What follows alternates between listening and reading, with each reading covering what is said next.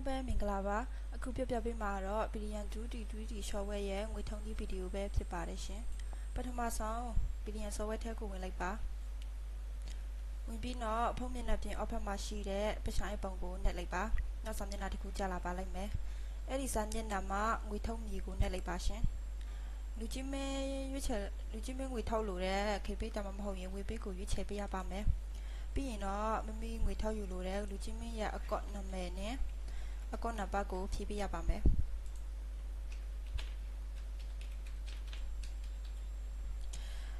ဖြည့်ပြီးပါက Billion application ဖွင့်တော့ကအသုံးပြုခဲ့တဲ့စကားဝက်ကိုထည့်ပြီးမမီငွေထုတ်ယူလို့တဲ့ငွေပမာဏကိုဖြည့်ပေးရပါမယ်ရှင်ပြီးရင်တော့အတည်ပြုမည်ကိုနှက်လိုက်ပါရှင်ဒါဆိုရင်တော့အတည်ပြုမည်ကိုနှက်လိုက်ပါဒါဆိုရင်တော့လူကြီးမင်းရဲ့ငွေထုတ်ခြင်းလုပ်ငန်းစဉ်ပြီးဆုံးသွားပါပြီအားလုံးကိုကျေးဇူးတင်ပါတယ်